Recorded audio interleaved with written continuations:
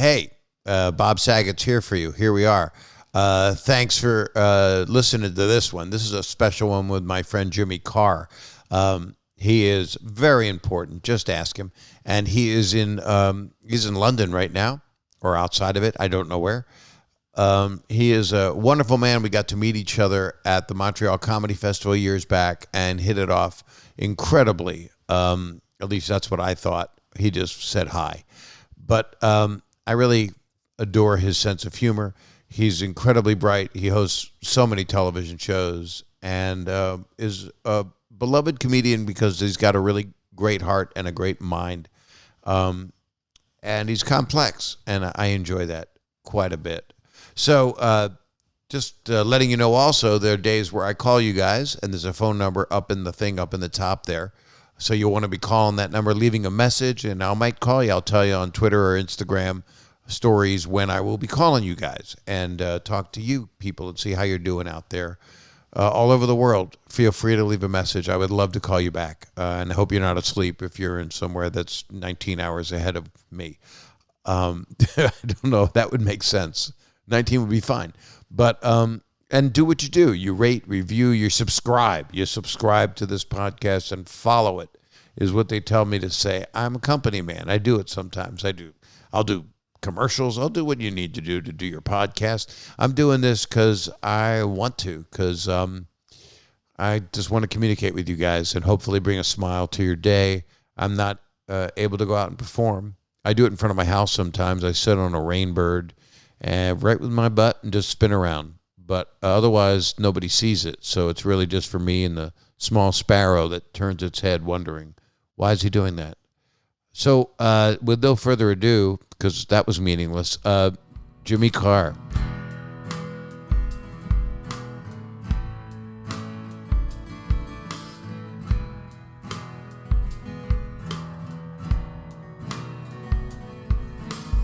How's the new abnormal, my friend? How are you enjoying things? It's insane. I'm home. I don't mind it. I don't mind being home. You have the nice background behind you. I have a beautiful home, but I've chosen to not show it. This is what it looks like. I live in a basement, like a lonely man. Well, the issue with we have, lovely homes, beautiful families to be with. The issue really is we also have a desperate, childlike need for attention that is, our poor families. Think for a second of not stand-up comedians. They're not the victims in any way. The families of stand-up comedians. You're right. They've had to put up with some bullshit the last couple of weeks. You're absolutely correct. They put up with more than the people right on the front line. The workers, the doctors, the nurses. I think the families of comedians have it. For the first 4 weeks, genuinely, about 8 o'clock, because I was on tour when this happened. Like, it came down, like the shutters came down. I was up in Scotland, kind of arrived home, watched the news for 48 hours, and then 8 o'clock every night, like clockwork, I'd be kind of throwing out some zingers. Yeah. In the kitchen to whoever was there. Right. And mine is always, wait, honey. And it's just my wife and I here. My kids are back east in the States in New York and others out in the West Coast. I hear New York's going great. It's actually better. It's actually less. Than it was in the 70s? What are we judging against? No, than it was 2 months ago. 2 months ago. Oh, it's not. We don't have the. I don't know if you've heard, but we're not in great shape. No, it does seem, it's that weird thing as well, where you kind of look around the world and see how different places see how this thing is developing and different people are coping. It seems pretty bad everywhere. The only good thing I could say about COVID-19 is FOMO is gone. There used to always be a thing of like, oh, it's a fear of missing out. Maybe something fun's happening over there. Maybe there's a better show. Maybe there's a bigger theater to play. There's nothing. There's nothing going on, which is kind of, it feels like it's also like it shows your life for what it is. There's no running away from it now. You have to kind of face up to your life. This is where you live. This is who you live with. And this is who you want to connect with. And I'm finding myself, I don't know about you, because I know that you're a bit of a loner as much as an extrovert. I'm the same kind of way. I like to be alone. I like to get my work done, but I also, pre-COVID, but our nature is to be an extrovert because we have to.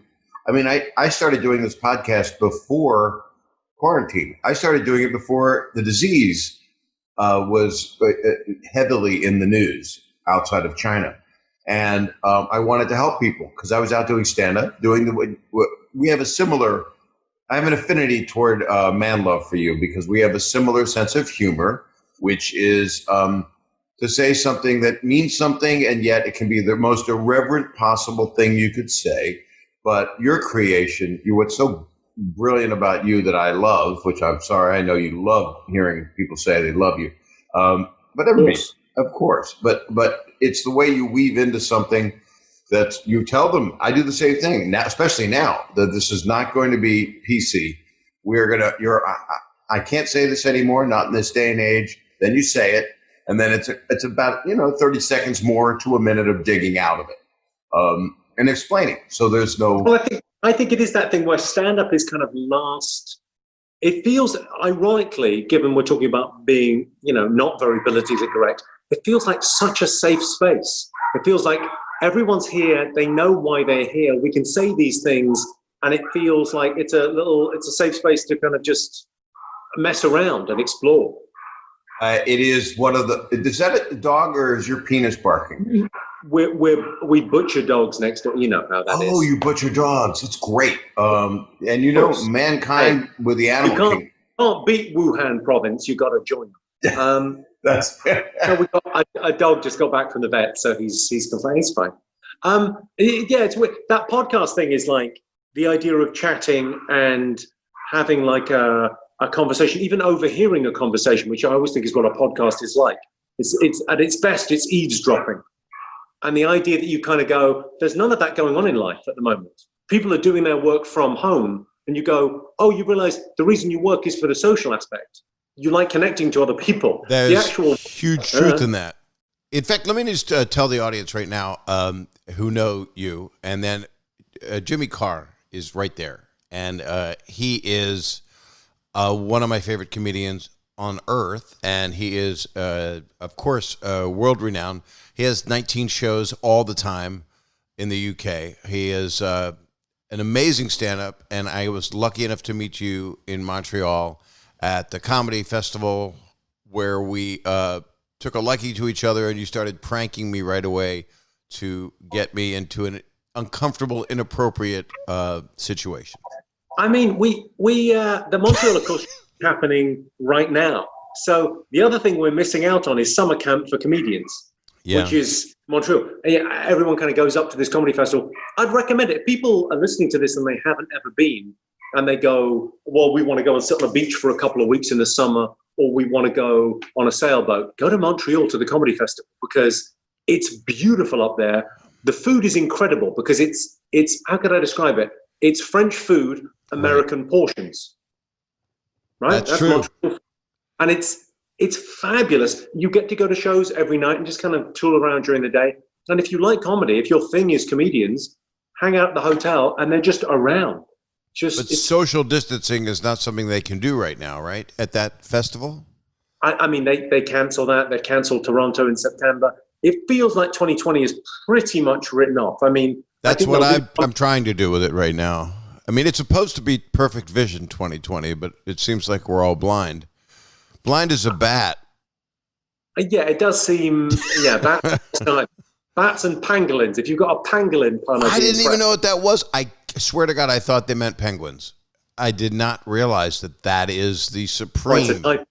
It's as well. The bats, I think people were eating, but the pangolins are in Chinese medicine.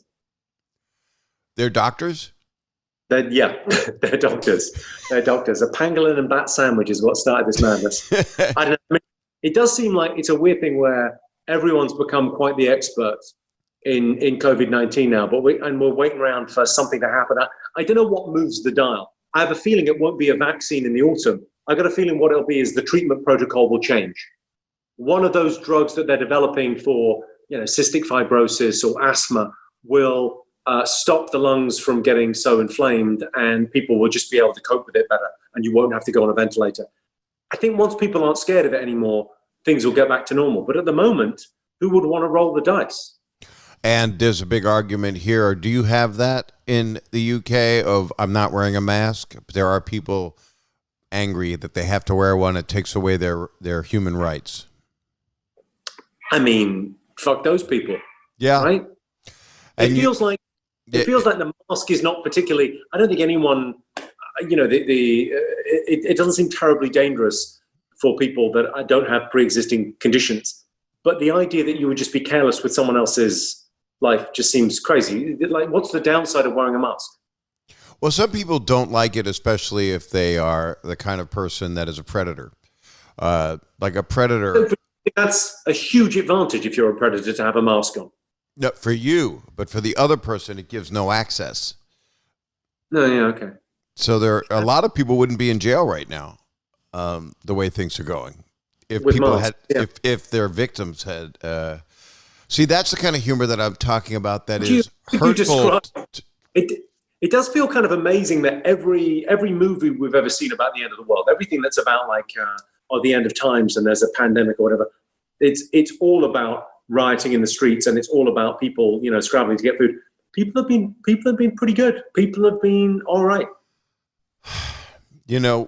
We here in the U.S. have had a lot of. It's such a huge issue, and you haven't had that same problem. You've supported us. Your protests have supported racism that exists all around the world. Well, our kind of thing on the, we've had quite a lot of Black Lives Matter protests here, and they've been incredible and very, very responsibly done. Actually, people, socially distance at them, and there's always a couple of nutters that turn up for a fight. That's always our issue.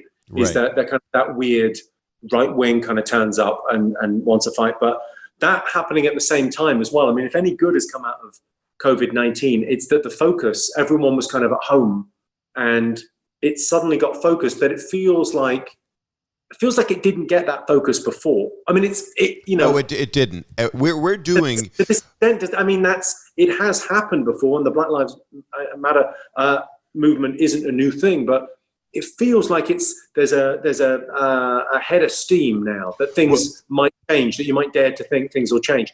It's that thing though where you go, anything like civil rights or feminism, you go, it's not over. It's a continuum, and everything's moving in the right direction. I really like that Steven Pinker book. I keep on rereading it, Enlightenment Now, that says.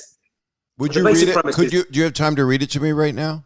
Yeah, sure. I'll give you the highlights. Basically says, we live in the best world there has ever been. By every metric you could look at, the world is better now than it was. It's not to say it doesn't need improving. It's not to say things don't need changing drastically, and some things need changing really quickly. But this is the best it's ever been, and it's getting better. And sometimes you look at the news and you just think the world's on fire. But Because actually, the world is feeding all of it, and they need ratings, and they have advertisers, and that's what people are watching is all of the news channels. We have here an issue that, we had slavery here. Yours was hundreds and hundreds and hundreds of years ago. I don't know did you have slaves I've been watching Outlander really, trying to get my history.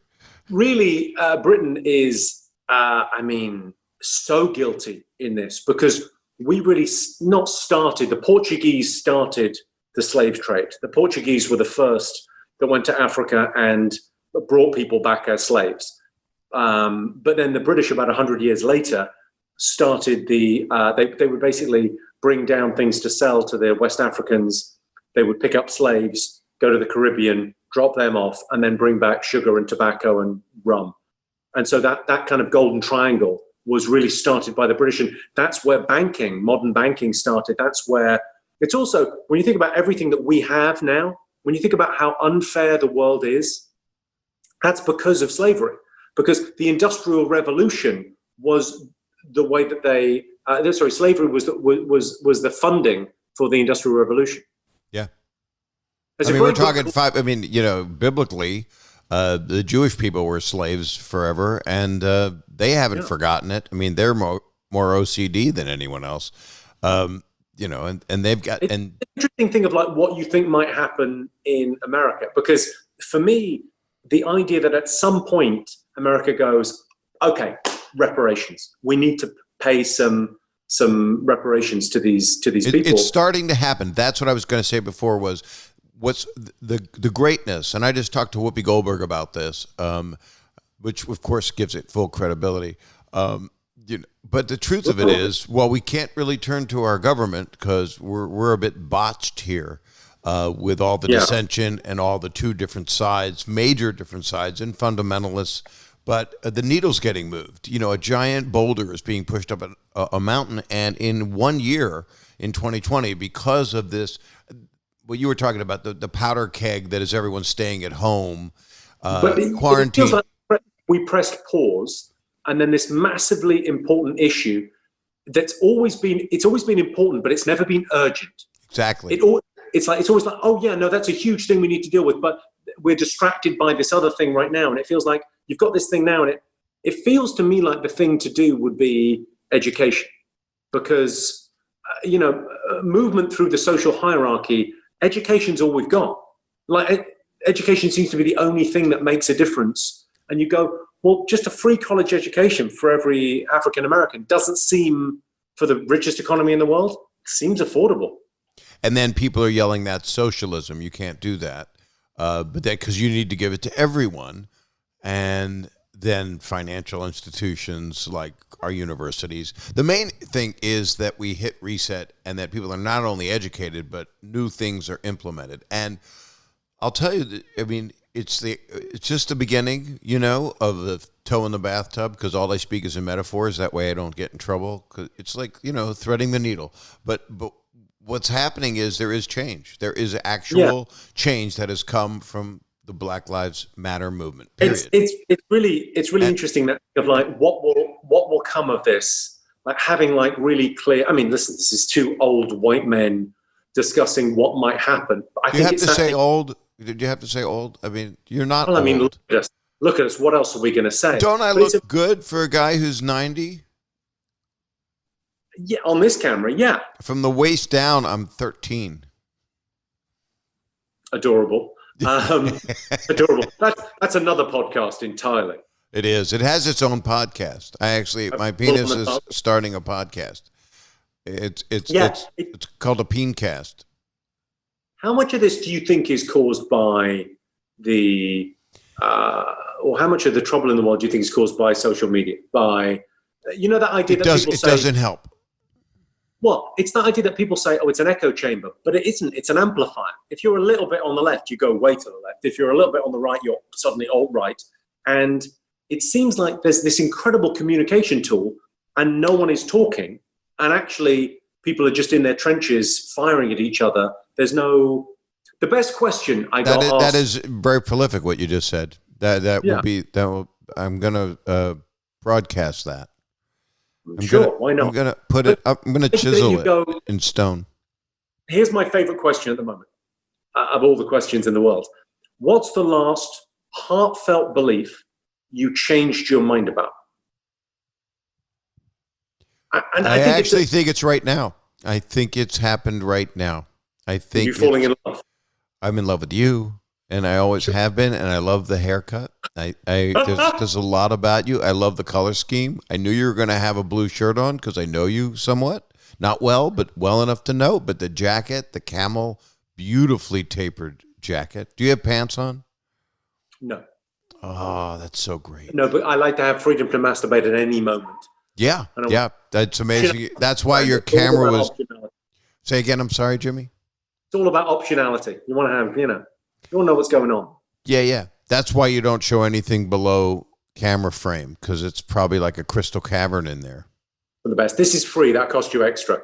So it is a really interesting time where you go, look, there's an old Chinese proverb, isn't there? We're cursed to live in interesting times. But you go, there could be a massive change about to happen. And that feels, legit exciting to be kind of around to witness that. And it's, things are moving in the right direction. I always say, look, there's going to be gay marriage in Saudi Arabia, but not anytime soon, but someday, right? Right. You go, that idea that there's a William Gibson quote, the future is here, but it's not evenly distributed. You know the way when you look around the world at how they're reacting to COVID, you kind of go, oh, they seem like they have it together. Oh, that state, they're idiots. You look at different people reacting to this and go, well, this is, and it really kind of, you see it in stark contrast, like where there's progress and where there hasn't been progress. Yes. Within 500 miles of each other here in the United States. I mean, you could see people we're at stage 2, 1,000 20-year-olds in a pool in Florida. And then you see clips of that, I'm sure, in Europe and go, what? Are they crazy? And no one's got a mask and they're all playing chicken in the pool with each other on their shoulders and they come down with it. And people, although there's the flip side of that is there's a lot of people that say, well, we can't shut down forever because we're going to go for not just a depression. This isn't going to be like 2008 and the aftermath of the financial crash. This is going to be a full-on depression after this. We're going to, which means, I mean, technically it just means the economy gets smaller, I think 3 quarters in a row, but it's going to be devastating. And that poverty kills people. It just kills people. They never come back from it. And my dad went through it when he was a kid with the Great Depression. How old are you? Well, my dad would have been 100. But I'm 64, which is wow. Okay, so he was around in the Dust Bowl. Well, yeah, he saw horse and buggies in front of his house when he was a kid, just when the car was coming out, which still doesn't track. I don't understand how he can tell me that, but it must be true. I kind of love that, though, the idea that you go, that kind of progress, and in the next 50 years, what's to say that kind of progress won't happen again? And if it's social progress, what we're talking about, if Black Lives Matter really becomes the start of something that changes the way our society works and it becomes just a little bit fairer, it'd be kind of amazing, wouldn't it? Be an amazing. It would be, but why didn't we say something sooner? I have a guilt gene in me because I don't have a racist bone, because I had racial profiling when I was a kid, being Jewish in Norfolk, Virginia, where the colonies first came. And I don't know. I've never, and you're not that way. I mean, we're just people, and we laugh at the atrocities because we can't handle it. I mean, I have 2 options: sit there and cry, and sit there and feel the pain so deeply, or make a snarky comment because that's my way of letting I air always out. thought that the comedies are really kind of a sign that there's a catharsis happening. And so I think that's why it's very difficult to joke around this issue, because you kind of go, there's no justice here. Nothing's been settled yet. So it feels like this area is kind of, it's not ripe for it, because it feels like there's no justice. And we haven't had it yet fully for people that have been killed. Breonna Taylor is another person besides George Floyd, and it's horrific. People need to be held accountable, and that's what's happening in that horribleness that it takes. Why does that have to happen to move the needle? Why is Martin Luther King dead? One of the most beautiful people we could even imagine on the earth. So, yeah, I mean, again, it's a pretty horrendous state the world is in. It's interesting that during this pandemic, actually, this thing has happened to everyone. And again, we've pushed pause on the world. No one's out there doing what they're normally doing. There's no distractions, and you focus on what's actually important. And the world feels like it's focusing on the important. So let's try. I'm a very glass half full person. I try and be as kind of positive as I can. Too. You kind of go, well, maybe this is what the world needed. There's all the environmentalists are certainly sort of going, well, hey, there's swans back in Venice.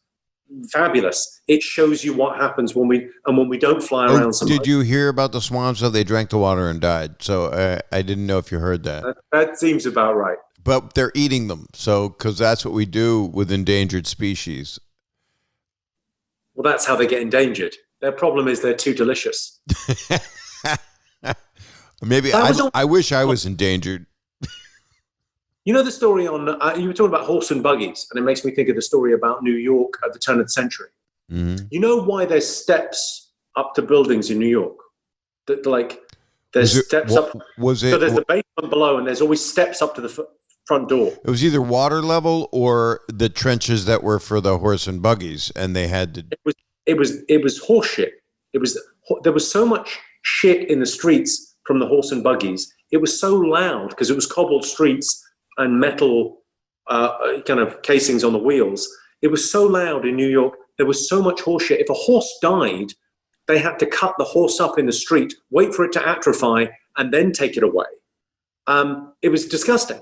And they kept on having meetings saying, we need to do something about the horse shit problem. We need to do something and cut up these horses. And we need to have less horses, tax on horses, do something. And ultimately, they never solved the problem. The car came along. The technology came along and solved the problem for them. So maybe right at this moment where things look so dire, suddenly there will be, if I may, flying horses. And I think Pegasus is the model for the future. Well, I think something comes along, in these kind of moments, something comes along. I don't quite know who comes along or what comes along. Right. You look to an individual. I think there's something really wonderful about the Black Lives Matter movement, where it seems to be a mass movement, and it doesn't seem to be about someone being, one person. It seems to be about a mass of people saying, well, we want justice. It seems like really, it seems incredibly kind of smart and irresistible to change.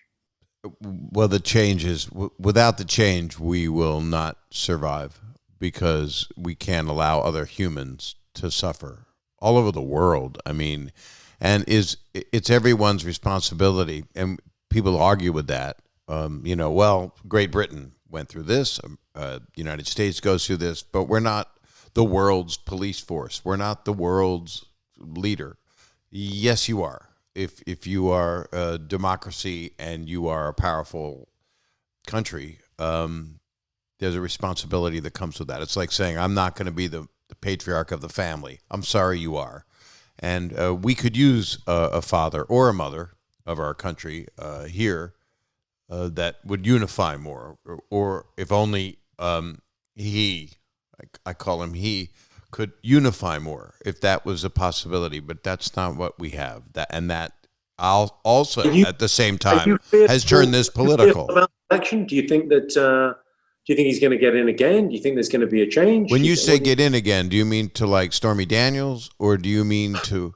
Are the Russians going to go for 2 elections in a row? That's the question: is can they? And that would be the fear, maybe, that he would have if they can't somehow do that. I mean, why would he be so against voting by mail? It does seem that of all the most politicians going for their second term in the White House, it's either they get in or they don't, and they go and they open they write a book and they open a congressional library. A congressional library doesn't seem right for him. It's more likely to be a congressional, titty bar and golf store, something like that. I don't think it would be. Yeah, he'd probably buy golf clubs, meaning clubs. I think he would have a network. I think he would do more of a political, his own network, his own. Is he going to go to jail? There's a chance of that. I don't think as president you're allowed to sell beans and sponsor beans, because the guy that owns the bean company is supporting you and giving you a big check. You don't put them on your desk in the Oval Office. I never thought I'd see that. But can you pardon yourself as you leave? Is that I'm not kind of only if he flatulates. It's like as you leave the building, can you go and I'm pardoned for everything? I think he would do that immediately, but I think he would. I don't know. This is what we do. We talk about it. We talk about it a lot. What's going to happen, rather than what we all need to do is be in the moment and move things forward. But we got a big election coming up, huge, maybe one of the biggest this country's ever had. And that isn't true, because look at the history. We're newbies. This is, Yeah, I mean, you look at that election. I kind of think, well, I'm not quite sure what happens, because his people are very good at electioneering. They're very good at looking at, oh, where do we need to move the dial? Where do we need to be in order to win? I mean, Hillary won the popular vote, but didn't get the White House. And you go, well, that's to do with their expertise in saying what's important to win and what's not important. And what states were not covered? Sorry. Yeah, Jimmy. when you write off Los Angeles and write off New York and you go, well, we'll just focus on the bit that matters in order for us to get elected. And you kind of go, I worry that if he thinks we're not going to win, we've done the polling, he just goes, yeah, we're going to push. It's the first time, I think, in American history, well, certainly I can remember, where there's a push, where he could just go, we're going to have an election. I'll leave it a year. I think he would say, if he does not win, that it's rigged, that it was fixed, and probably would say that the Democrats used Russia. I don't understand a lot of the two. I love the two-party system, the idea of it, the meaning of it. But if you don't have a discourse, it's meaningless. It's just what you were saying about, sending a tweet and attacking. It's launching barbs at each other. No one's really trying to solve the problem. Here's my thing on the two-party system. I don't agree with anyone on everything. Right. So it's that thing of going, well, saying I support this party or I support that party. Well, I don't agree with anyone. It feels, political parties to me feel a bit like, you go to a Chinese restaurant and you don't know anything about Chinese food, you order from the set menu because you don't know. But when you know a little bit about Chinese food, you pick the things that you like. So everyone has their personal politics now, their things that they enjoy. I just feel like it's weird. We've got more of a say in America's Got Talent than we have in, like, you can vote on issues on your phone. And it used to be that we had to have representatives because you couldn't possibly get the communication wasn't there. You couldn't get everyone to write a letter and say what they think about this particular issue. But you could now. You could have a politics app on your phone, and it doesn't have to be just senators and congressmen. Everyone could vote. The problem's bots. The problem is many people, right now in some of the elections, Donald Trump has been saying that they're sending ballots to dogs and deceased people. And bullshit. I think it's hilarious. Actually, Stephen Colbert did a funny thing about dogs voting and how they're rigging the election. Here's the other thing I like about politics. I like the Australians. You familiar with the Australians? Yeah. They're like drunk British people. They're wonderful. Here's what they do. They say, oh, you want to be a member of this society? You got to vote. So it's mandatory over there. There's big fines if you don't vote.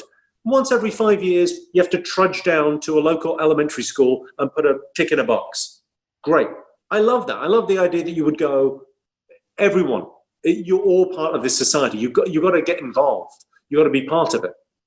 I like that. That's part of the census here in the U.S., but there's no law. They say it's illegal, but they're not arresting. You know what? Let's hold that thought. We're going to take a quick break. Believe it or not, there's a commercial.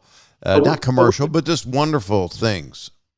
Why don't you throw to it? You're the supreme television host. What are we? We're gonna take a short break now. Maybe you wanted to. What are we advertising? Do we know? It's probably something that trims your ball hair, or something. You mean my maid? There's an advert for my maid. It's for your maid. Maid's very fashionable to use right now. That's a proper word. It's a manscaping thing, or it could be about a mattress. That's a great mattress, or it could be about how you get stamps through the mail, through your computer. There's all kinds of stuff. Wow. Okay. So you would shave your balls so that you're ready for Congress. You would then have sex on that beautiful mattress, and the sex would be so good it would be worth writing home about. You would need a stamp. This is perfect. We could tie it all together. Now you are the improv king. You just did everything perfectly.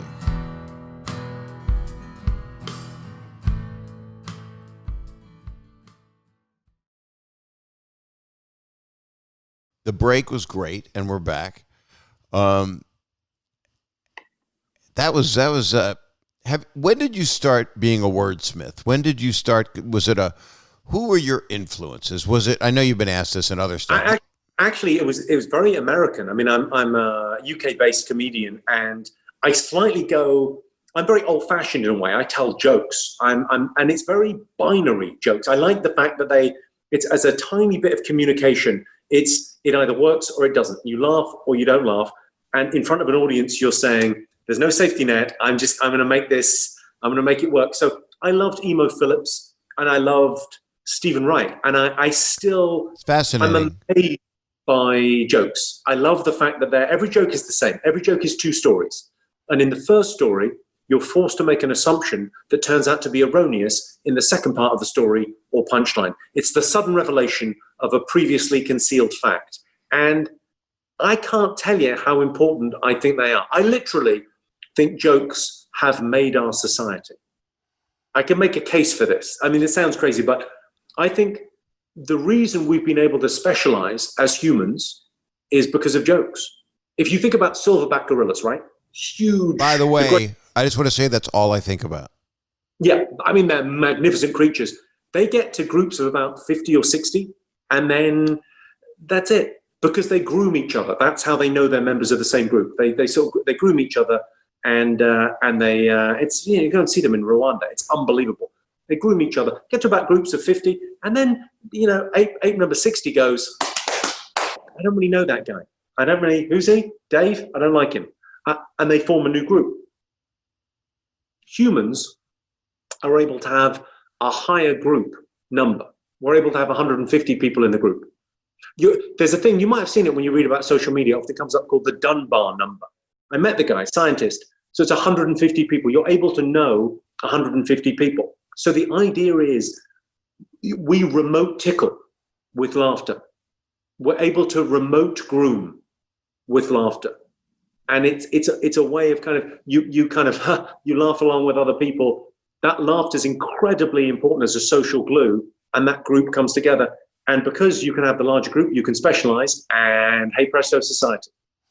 I could not agree more. The collective experience that people are all sharing together when they're all laughing together, and when you get to be part of it, when you're on that stage, and you've been running some amazing clips from your specials on Instagram that I've been just devouring, that are wonderful. Thanks. But they're wonderful, and I kind of work in the similar way. It's funny that the two comedians that you mentioned, Stephen Wright and Emo Phillips, Stephen was conceptual, would say something and then turn it on its side, and Emo had I worked with both of them. I knew them. Stephen's a friend. Emo, one time I worked with him, he was opening for me in Texas, and instead of he would do jokes. He had a mic stand, but while he did it, he was trying to do like an Andy Kaufman thing, and he clipped his toenails on stage. And I'm like, the audience they don't really want to see feet or toenail clipping, but it was not the Emo that you would go, wow, that was so conceptual. I like the thought though. I mean, going for an Andy Kaufman thing, that'll do. That'll do great. I know. Because even a swing and a miss, you go, well, you're doing something interesting. And he was so interesting linguistically for me. The idea that this guy was just like, they're almost like the spelling of these things, the idea that they are like magic spells, the idea that these words, you could say them in any order. And I like to think of myself as a drug dealer. I think of you that way. But the drug I'm dealing in is in the endorphins. You already have the endorphins on you in the audience. You just need me to kind of unlock them. Yes. People turn up to the show. And the thing that's interesting is when you watch a comedy audience arrive, and it's been a while now, and I miss it so much, but you see them arrive, and they're so primed to laugh. They know. I think you get the benefit from a comedy ticket the day you buy it. It's an intention. You buy the ticket, you go, I'm going to go. It's not unlike It's not unlike going to a music event of someone that you just adore. And it's the same type of thing. I mean, I used to pay for many comedians, and now I would just go where they are if I want to see them, working out at the Comedy Store in Los Angeles or wherever.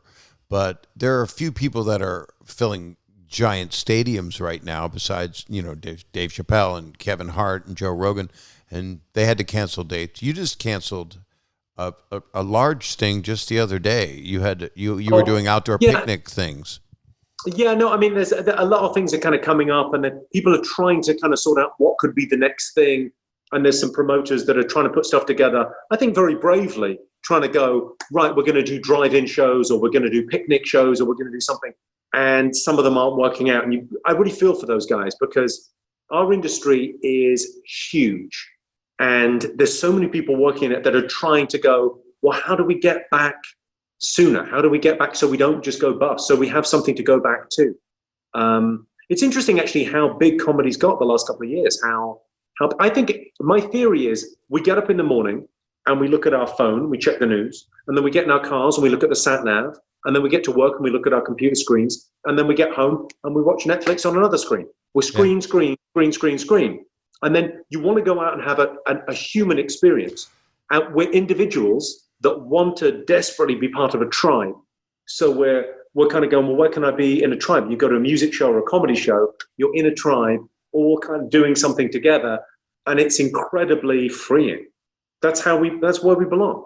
And that's how the curve got busted in many places, because people wanted to party. They wanted to go out and be, drunk and disorderly and have fun. So as much as I judge it, because I don't want the virus to continue and be spread, I understand it. I would love to howl at the moon and go out and have a good time. It is that thing, though, where I go, the poverty that's being caused by shutting down everything. And then the mental health is, people are starting to talk about it now. There was a big campaign in the UK maybe 2 years ago, and they said, 1 in 4 people have suffered a serious mental health problem in their life. 1 in 4. Anxiety or depression in a big way.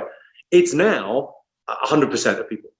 I don't know. They say it's always been 100%. It depends on how open the choke is on it, how big the whatever you call it. What is that called? That's right before you masturbate, I believe. But it's how the aperture of how much mental illness, what your brain can hold on to, what you can go through. Yeah. This is unspeakable for so many people. I mean, this podcast. But you know what I mean? Like we have it pretty easy. We can grumble about, I love doing live shows, or I love my job, and now I can't do my job. But we're not worried about food on the table. And we have a homeless population about to hit right now, hitting the streets in the U.S. That is unfathomable. It is. Yeah, I think that. I mean, it's just awful, and you kind of go, I don't know what's going to happen after this, because you go, well, what's charity going to look like? What's altruism going to look like the next 5 years? Because you go, who needs help? Everyone. I don't know if anyone's going to be buying tickets to shows the next couple of years, because there'll be a huge proportion of people that just go, well, I need to save a bit more, because what if this happens again?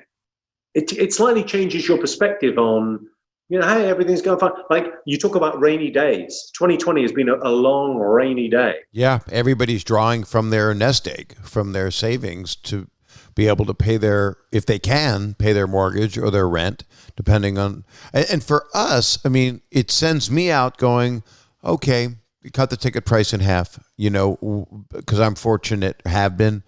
I'll do it. I want to go there. And if they can afford it, I know you wouldn't cut the ticket price in half, but no, maybe I won't do it. Yeah. I mean, what's the point in that?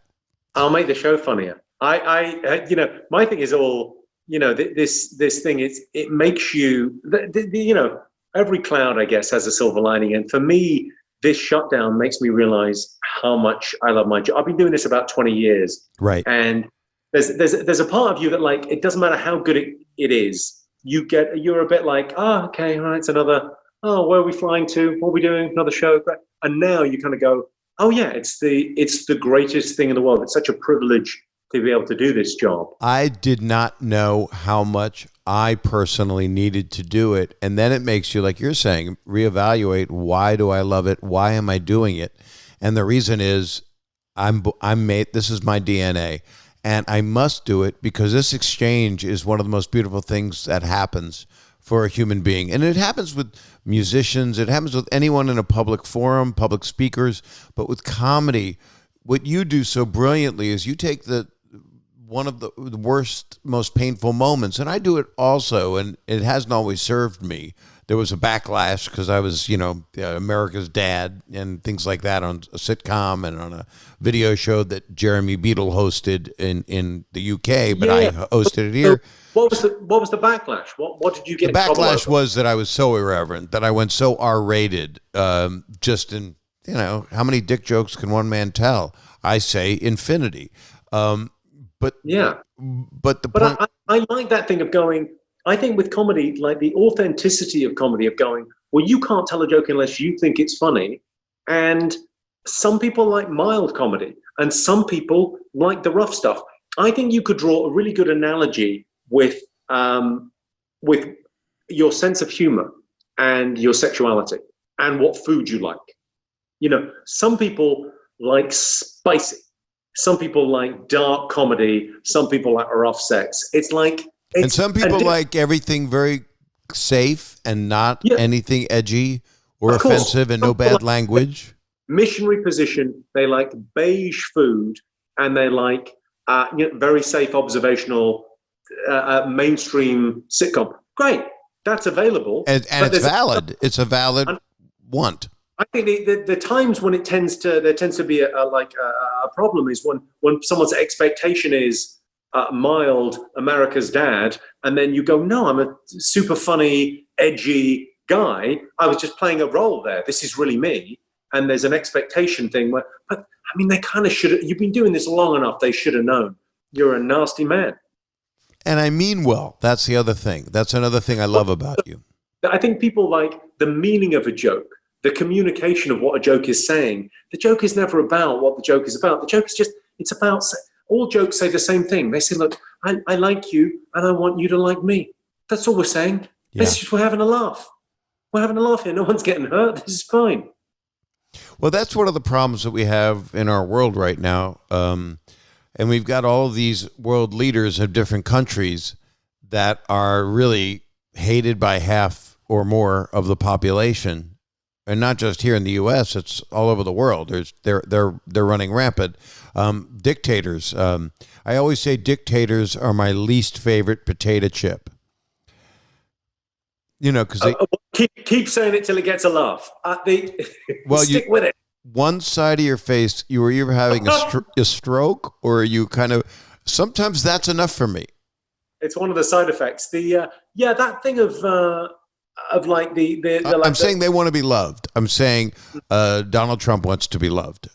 He does. He's trying to do, that kind of humor, those barbs, that roast type humor. He's trying to be like he got roasted once on Comedy Central. Yeah. And so he wants to be the guy throwing the zingers. And actually, that roast on Comedy Central was when he announced for the first time, I think, that he wanted to be president. Yeah. And that's the one example I can think of a joke going too far. Maybe the only time in human history we go, whoa, whoa, whoa, whoa, whoa. It's funny when you said it, but don't do it. It's weird that we've got a television host that got fired whose job was to tell people they're fired as our president. So we'll see. I should like this guy. We should like this guy. Correct. We're absolutely correct. I've got bullshit fake teeth and I weird hair. got 4 of them, and I have to color my crown because it turns gray. Just the crown. It's really weird. I should. Well, we should like this guy. I know. He should be the guy. Hey, if he can do it, we can do it. We're thinking how unqualified we would be to run a country and going. Same though. I mean, but I would surround myself with people that I didn't tell them what medicine was. I'm not equipped to tell a scientist, but he wants to be in charge of all these things, and the humor just gets sucked right out when you just have a bunch of cronies that can't say no to you, or you get fired. I mean, you don't even have. What's going on with Boris there? How's that going? The Boris thing is, I think it's an almost impossible situation to get right. I liked what they did in Sweden. I like the fact that they said they went for herd immunity.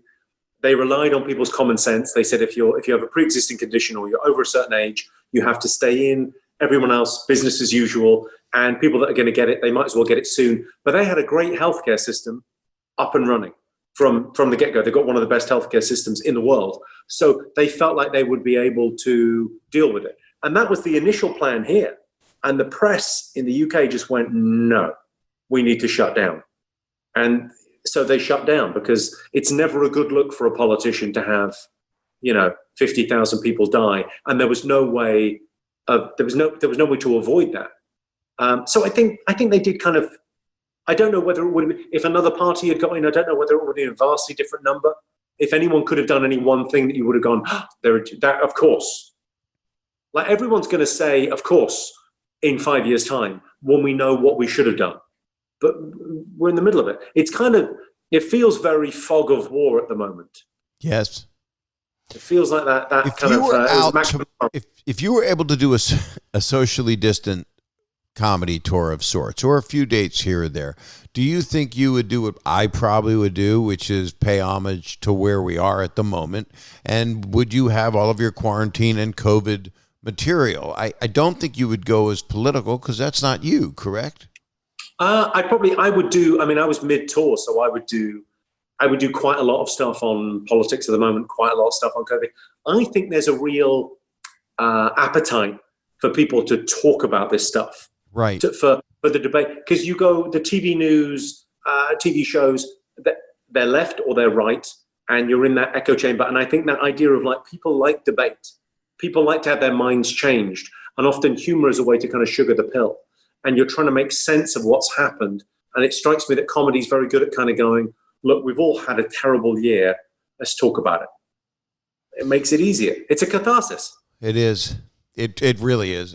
I was about to have a tour. I was on tour. I had to cancel Canada, and the day before, much like you recently had to do, and they were mad at me in Vancouver. They were like, the guilt.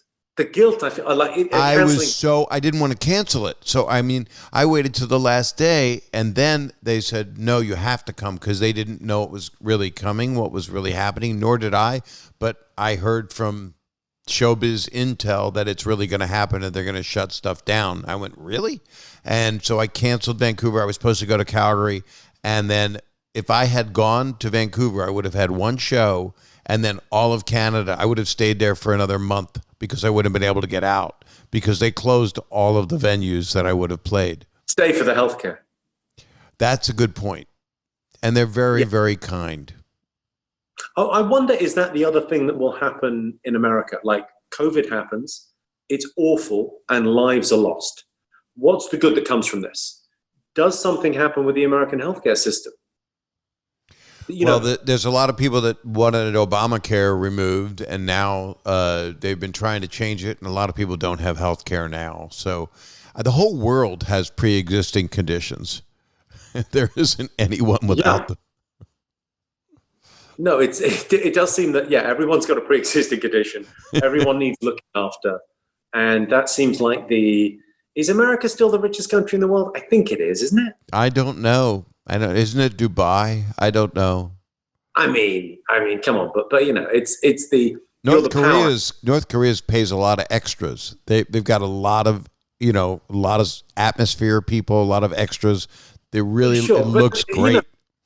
America's, you're doing great. I think you might be able to throw down for a couple more nurses and a few ventilators. Oh, we are guilty as shit in not taking care of our frontline workers and hospitals, and where are the ventilators? And people have been going, well, that's all crap. The equipment was fine. It wasn't. It hasn't been. It's still not, because we're still in phase 1. What would you guys? You're like in phase 2 right now, or still in? No, first wave? We're reopening very slowly now, and it seems to be going. We reopened the bars about 2 weeks ago, and today 2 weeks ago, and it's gone okay. We haven't had a massive resurgence in the virus as a result of that.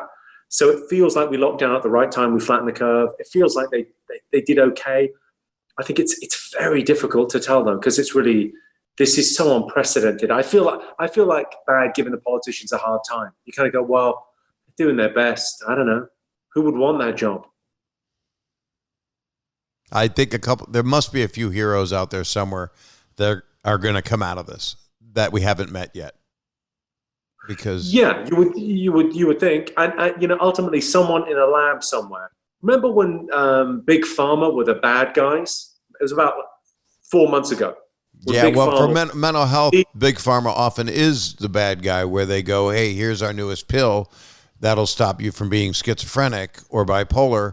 And it turns out a lot of people aren't helped by it, and then they guinea pig people. So Big Pharma, it's the psychiatrists that are administering. It's a guinea pig situation. You can't just look at someone and go, this pill's got the magic bullet. For some people, the very fortunate, it does work. But I've had a lot of that in my family, problems with mental health. No, there's an awful lot of that. It doesn't seem to be having the effect that they would want. It's like you talk to people that have been on antidepressants for 10 years and they're still depressed, and you go, well, I'm not sure what you're doing then. But, you know, is that worth noting, we are not medical professionals. But I'm saying Big Pharma, someone is going to come up with a magic pill that you take one of these and you can't get COVID-19 or 20 through 21, whatever the hell it is. So there's going to be some hero that becomes a trillionaire off the back of that and saves everyone. That'd be kind of great. That'll be something. That's what I am thinking positive. I am thinking that and I have to, and we have to. And to be able to go out in a world that has been inoculated, that there is a vaccine that works, but now they're saying even if there is, it'll come back, but we don't know that. We don't know what the vaccine even will be. Well, yeah, I don't think it'll be the vaccine. I think in the short term, it'll be the treatment protocol, but someone will come up with something that you go, we don't need ventilators anymore. It's a nasty case of flu. So we bang this thing back. But, you know, the world will return. This is going to pass. It's going to take some time. And what are you going to do with that time has been the question. Because I think for a lot of people, it's like, it's not just that they've not been working for a month. They're sitting down and thinking about their life and what they want to do and how they want to do it, and maybe changing things up a little bit. It could be, you know, I'm hoping it's going to be good for a lot of people. I think virtual strip clubs is the way to go. I don't know if you visited the pornography. It's what I call the internet, but it's fabulous. They really have that covered. Oh, really? I recently, actually, in the lockdown, I finished Pornhub. You finished it. That's so fantastic. Yeah, you put your initials in at the end, and it just comes up on the screen. It says rehydrate. Does it say Jimmy designed especially for you? Do they call you out? Well done, sir. Well done. Do you have a playlist? That's a weird thing on the pornography while we're talking about it. No one talks about the but you can recommend things. I always wonder who's leaving a comment. I was watching a young lady, and she was doing a terrific job. A terrific job, my friend. God bless her. I can't even pat my head and rub my stomach at the same time. She was, working. She was incredibly busy and doing a great job in high heels, and people had left derisory comments underneath. You think, what more could she do? I think the comment you don't want to read is, or have to be the one to write it in capitals, is "Honey, please come home." Oh yeah, or should have gone to college. We're going to take one more quick break. This will be the last break, and it'll feel good.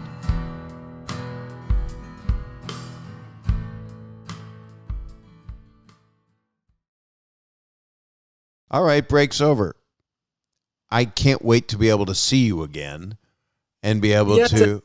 It's a nice thing. I find there's something about, the kind of cancel culture that's kind of around at the moment, where I feel like people are very empathetic. People are incredibly kind and understanding in person. I feel over the internet, people are kind of dicks. Yeah. There's something about, it's not really you when it's over the internet. It's not on email or the Twitter or Instagram. It's not really you. It's an approximation maybe, but you go, people are very understanding and very nice, and they really get things when you're in the room with them. And there's something about being in the room with a comic where it's just wonderful. Like that backstage feel, the first night back at the Comedy Store in LA is going to be unbelievable.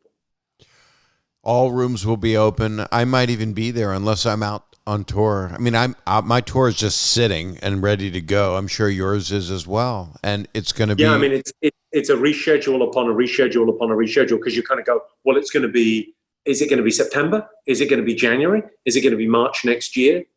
And what's going to be left? You know, if without government support, what theaters are going to be left? I know many are closing, and some are from the early 1900s. You know, so Yeah. all I care about is that you stay well, and I know you will, because you care about yourself more than almost anyone on the earth. Thank you. Yes, I do. And that's giving back. And I just think the world of you, and people should check Great out to see you. I mean, all of your comedy. Say again, sorry. No, I was just going to say, you know, anyone listening to this, I hope you're all doing all right. It's such a weird time for everyone. But I was thinking that there's a lovely line about comedians. The Alan Havey told me this. I like he said, Alan. "We're, you know, Alan, wonderful man. I'm one guy." He said, "We're out for ourselves, but in it together." Yeah. And I think there's something about this time that it feels like everyone is, okay, what am I going to do in COVID-19? How am I going to make next year work? What's going to happen? We're all out for ourselves, fine. But we are in it together. There's been a shared experience it's not a war, not the same as that at all, but it's not nothing either. I think this might just make people, I don't know, might bring people together a little bit. You never know. I'm feeling that this conversation we wouldn't be having this conversation. We'd be doing snarky little comments back and forth if it wasn't for the reality that is so serious. This was a little bit deeper than I thought it was going to be. I've heard you say that before, but give your wife my regards. I know what you mean by that. And she gives you hers, by the way. She adores you, but not as much as I do. Be well, and lots of love, Jimmy. Take care, my friend. All right, take care. Bye-bye. Jimmy Carr. I love Jimmy Carr. That was Jimmy Carr. If you're one of the few people that doesn't know his comedy around the world of English-speaking people, or he's great with subtitles, check him out on Netflix. Check him out on his Jimmy Carr sites on Instagram and Twitter. He is one of the smartest. He's got television shows constantly. I'm sure some of them will go back into production as things get safer. I just can't thank you guys enough. Do what you normally do with this. You want to subscribe or follow or whatever, and you rate and review it and give a nice comment, or, you know, because I would do that for you. I'm sorry it was so serious, but that's kind of where we're at. And comedians, oddly enough, can be pretty serious with each other, especially at times like we're going through, which you never have gone through. So it's a serious time, and yet I'm going to keep trying to put levity into it where I can. Sending you guys all of my best. Be safe. Okay? Lots of love. I ain't just saying that either. And it's not like thoughts and prayers from a Hallmark card. I'm saying I'm sending you guys lots of love. All right? See you next time on, I'm going to say it, Bob Saget's Here For You.